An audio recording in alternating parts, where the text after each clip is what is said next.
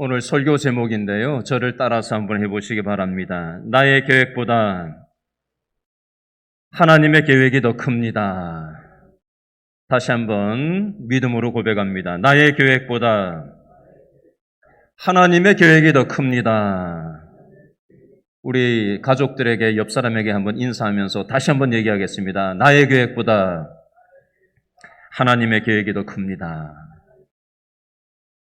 손잡아 줄 수 있는 가족들이라면 손도 잡아주시고, 안아도 주시고, 한번 웃어주시고, 우리 교육자들 서로 한번 돌아보시면서 우리끼리 인사하겠습니다. 잘 오셨습니다. 인사하겠습니다.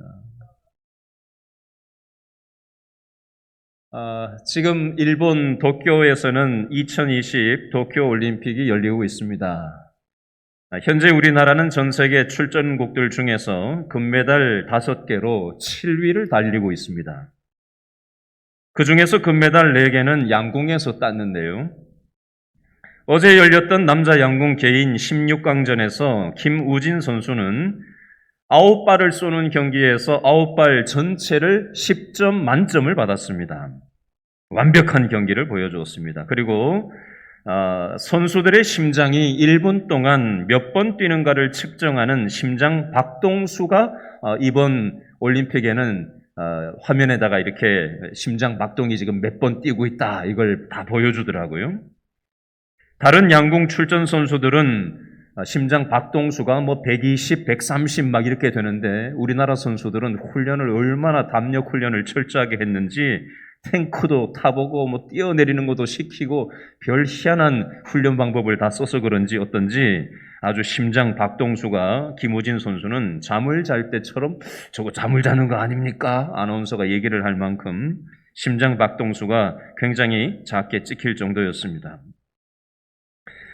그래서 많은 사람들이 남자 개인전에서도 금메달 하나 남은 게 나오고 양궁에 총 5개 금메달 중에 4개를 이미 땄고 이 한 개마저도 따게 되는 거 아니냐라고 다들 예상을 했습니다. 근데 예상과는 다르게 8강전에서 탈락을 했습니다. 저는 이것을 보면서 사람의 계획이 다 내 뜻대로 되지는 않는다라는 사실을 다시 한번 생각해 보게 됐습니다. 오늘 말씀에 나오는 성경의 인물들도 나의 계획대로 될 줄 알았는데 전부 다 내 뜻대로 되지는 않는다라는 것을 우리는 볼 수가 있습니다. 잠언 16장 9절 말씀에 보면 이런 말씀이 있는데요. 제가 읽어드리겠습니다. 사람이 마음으로 자기의 길을 계획할지라도 그의 걸음을 인도하시는 이는 누구다? 여호와시니라. 오늘 본문에는 여러 사람들이 나의 계획대로 될 것이라고 생각하고 나의 계획을 준비하는 모습들이 여러 모습이 나옵니다. 먼저 오늘 본문에 나오는 가정의 가장인 이삭의 계획이 무엇인지부터 보도록 하겠습니다. 창세기 27장 1절에서 4절에 보면, 지난주 본문이었죠? 1절에서 4절에 보면 아버지 이삭이 큰아들 에서를 불러다가 자기의 계획을 말하는 장면이 나옵니다. 이렇게 얘기하죠. 자기 계획을. 아들아, 내가 지금 나이가 많아서 이제 언제 죽을런지 알 수 없으니까 에서야, 네가 나가서 사냥을 해와서 내가 좋아하는 별미를 만들어 오너라. 그러면 내가 너한테 아무도 모르게 너를 축복해 주겠다고 아버지 이삭이 큰아들 에서한테 자기 계획을 말합니다.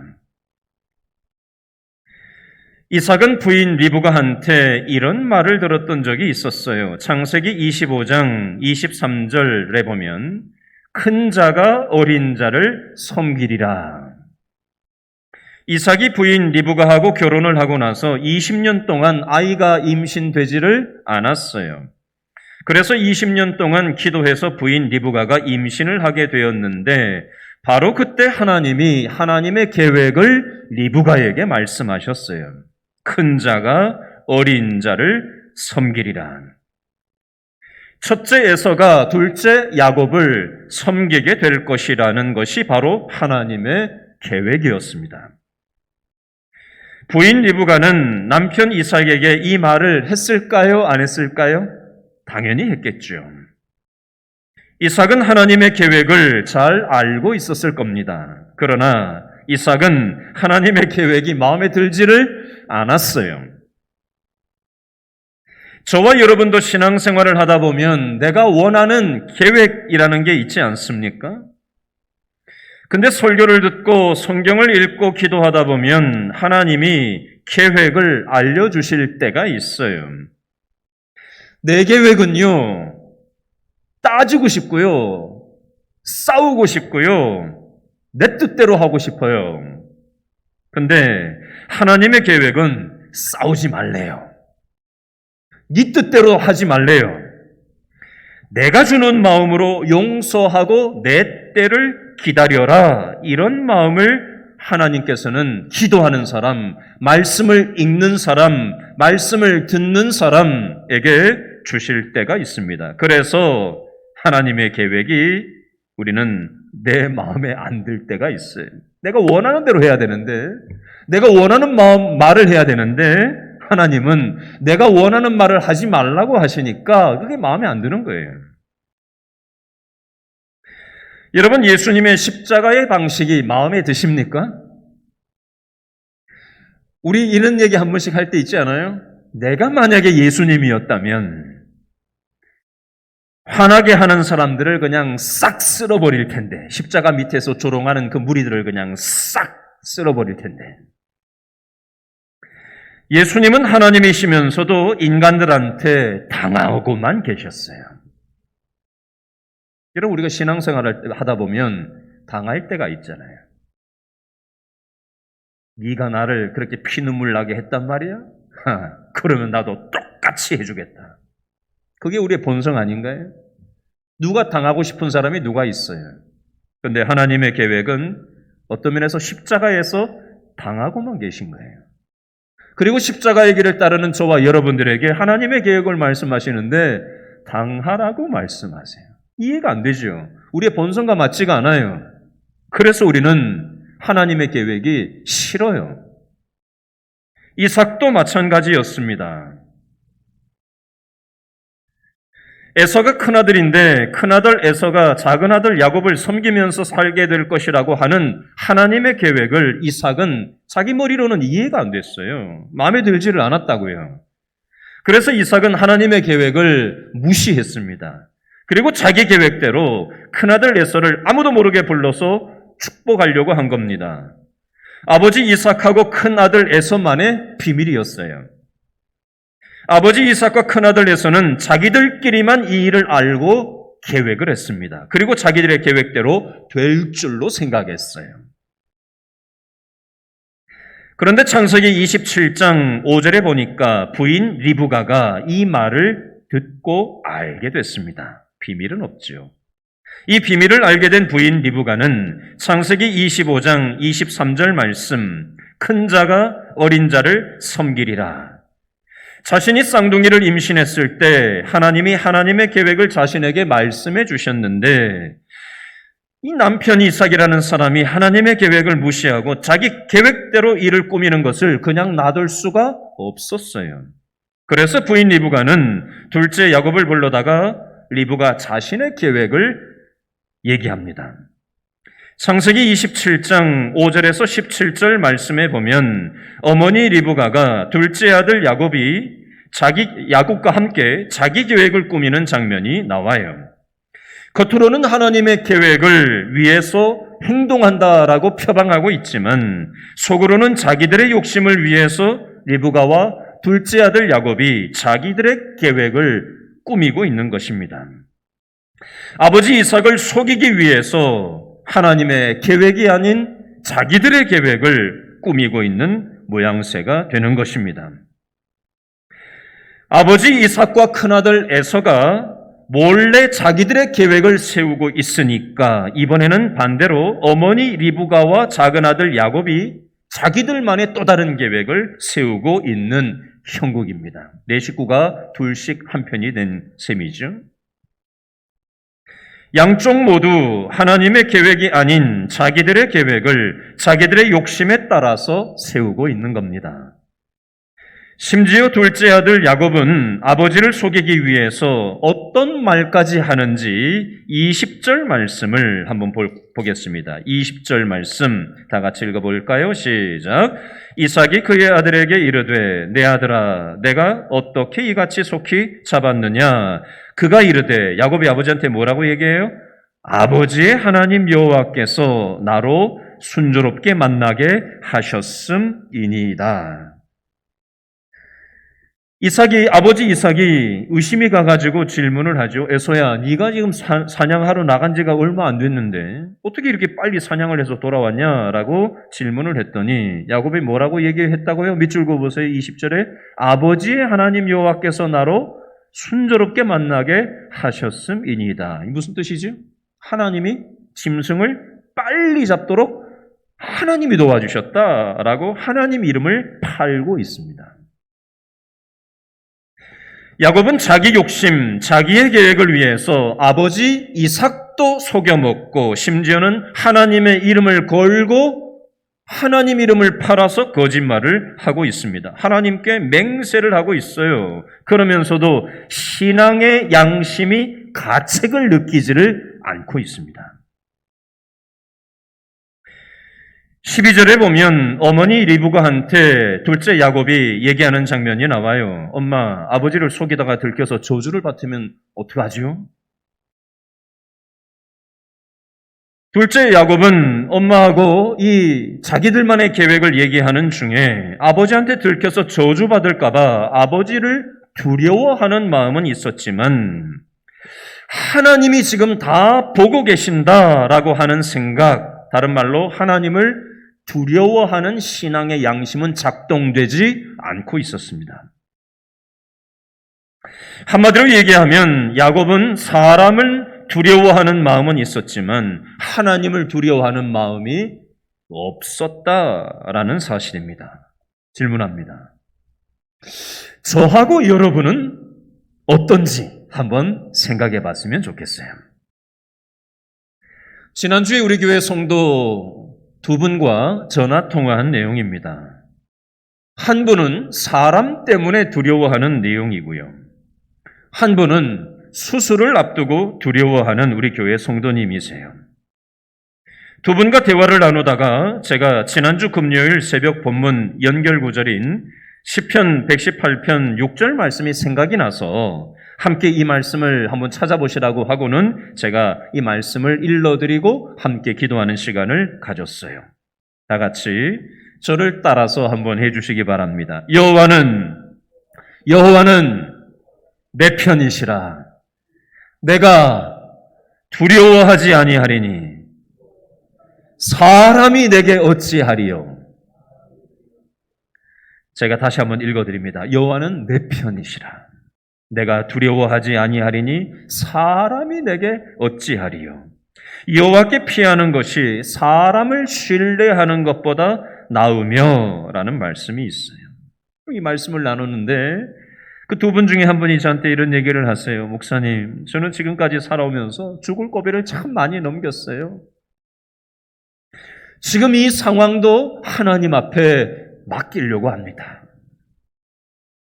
여러분, 저와 여러분도 이 세상을 살다 보면 코로나뿐만이 아니라 참 두려운 일들을 많이 만납니다. 그때마다 우리는 본능적으로 내 뜻대로, 내 욕심대로 살려고 듭니다. 그러나 하나님의 뜻을 구하고 하나님의 말씀을 붙잡을 때 다 같이 저를 따라해 주시기 바랍니다. 하나님이 내 편이 되어 주신다.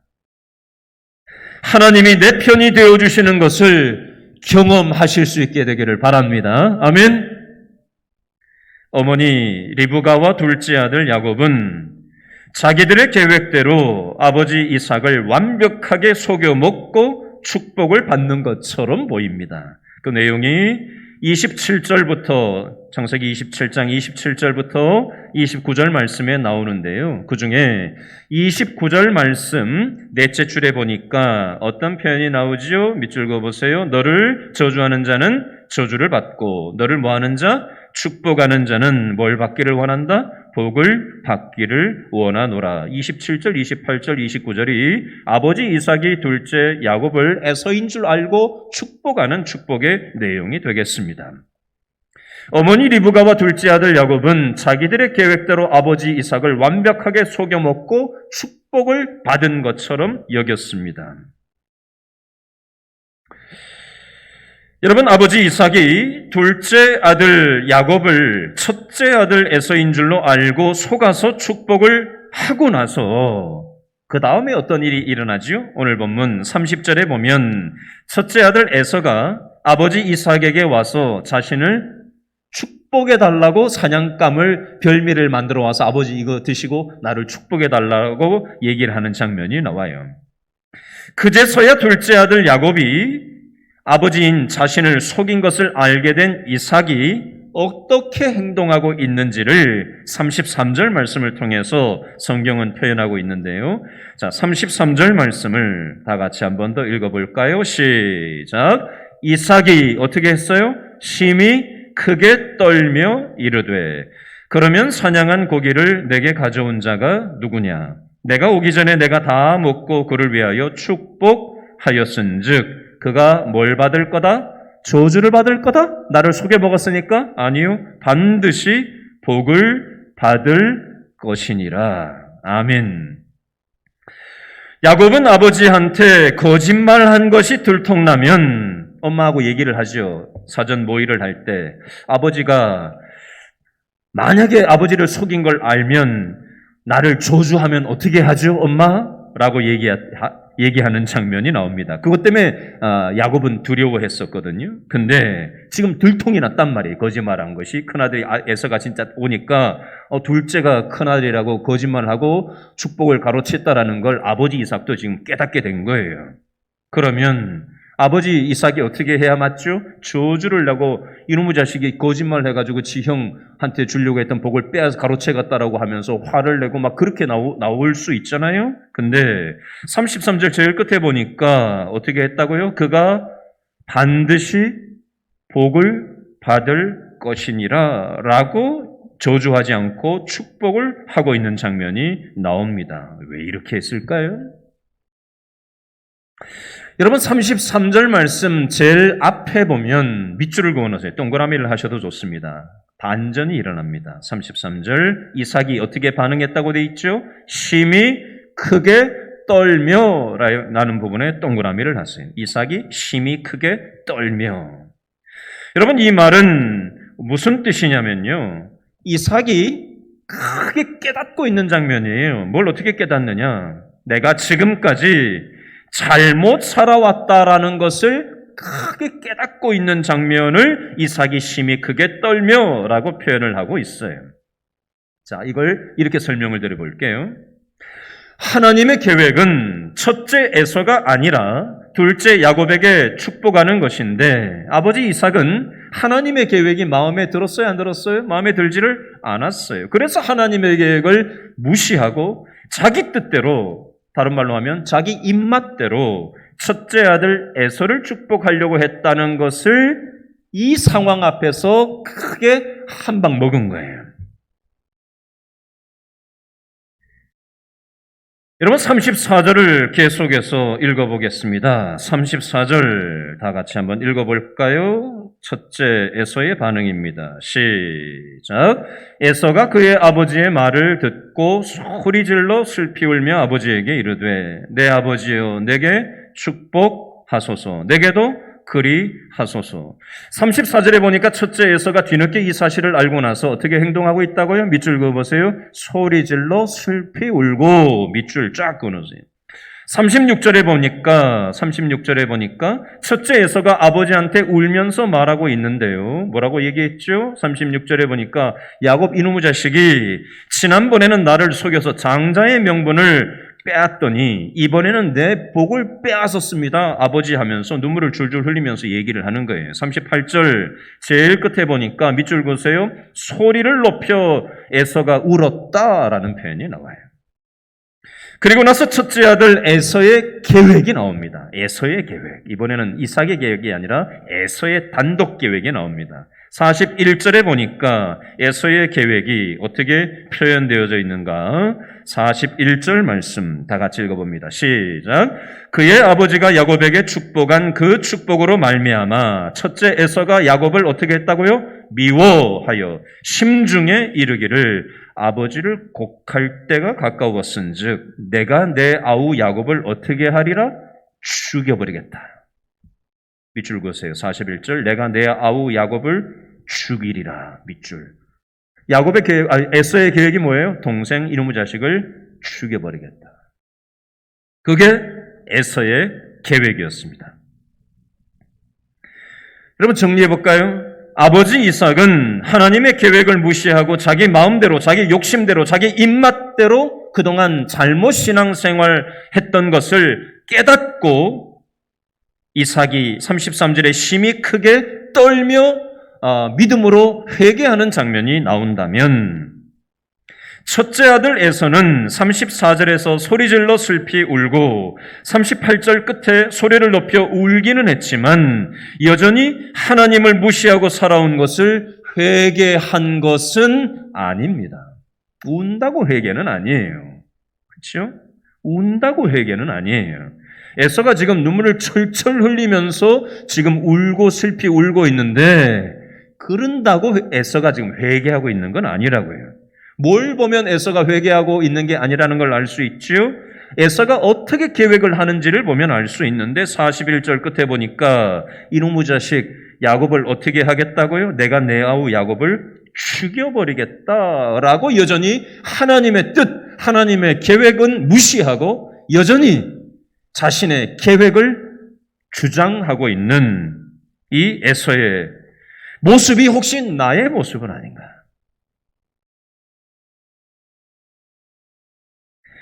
42절에 보면 동생을 죽이려고 하는 에서의 마음속에 있는 계획을 어머니 리브가가 또다시 알게 되고요. 어머니 리브가는 둘째 아들 야곱을 불러서 다시 한번 자기 계획을 말합니다. 하나님의 계획이 아니에요. 자기 계획이에요. 엄마가 또 자기 계획을 자기 아들 야곱을 보호하려고 자기 계획을 얘기하는 거예요.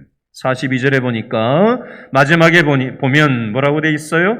내 형 에서가 너를 죽여서 그 한을 풀려 하니 어떻게 하라고요? 자기 계획을 엄마가 둘째 아들 야곱에게 뭐라고 얘기해요? 외갓집이 있는 엄마 고향 하란으로 피신을 가서 네 삼촌 나반을 찾아가라. 그곳에서 피신해서 내 형 에서가 화가 풀리기까지 밑줄 그으세요. 몇 날 동안만 삼촌 집에서 지내라. 몇 날 동안만이라는 표현이 나와요. 몇 날 동안. 45절에 보니까 내 형의 분노가 풀려서 잊어버리면 엄마가 사람을 보낼 테니까 그때 이곳으로 고향으로 다시 돌아와라. 어머니 리브가는 자기의 계획을 둘째 야곱에게 말하고 있어요. 그래서 야곱은 짐을 싸서 엄마 고향 하란으로 가게 됐습니다. 그리고 몇 년 뒤에 돌아왔을까요? 리브가는 44절에 몇 날 동안이라고 계획을 세웠지만 몇 날 지나면 에서가 화가 풀리겠지. 그러면 둘째를 다시 불러들이면 되겠지. 몇 날 동안이라고 어머니 리브가는 자기의 계획을 그림을 그린 거예요. 근데 야곱은 삼촌 라반의 집에 가서 몇 년 동안 지내게 되죠? 20년 동안을 지내게 됩니다. 몇 날 동안 있다가 돌아오게 될 줄 알고 둘째 야곱을 오빠 집에 보냈는데 그 몇 날 동안이 20년이 되고 말았고요. 어머니 리브가는 20년 동안 사랑하는 아들 야곱을 한 번도 볼 수가 없었고요. 20년이 지나고 나서 야곱이 고향에 돌아왔을 때는 어머니 리브가는 이미 죽고 없었어요. 여러분, 자기의 계획으로 인생을 살아가는 삶에 이런 아픔이 있다는 것입니다. 외삼촌 라반의 집에서 20년 동안 사는 동안 야곱은 삼촌에게 여러 번 사기를 쳤어요. 야곱은 삼촌 집에서 사는 동안 자기 나름대로 계획을 세웠을 거예요. 근데 야곱은 삼촌한테요, 결혼 사기도 당하고요. 세상에 삼촌한테 임금 체불 사기도 당했습니다. 리브가의 계획은 실패했고 야곱의 계획도 실패를 하고 있습니다. 그러나 하나님의 계획은 실패하고 있지 않습니다.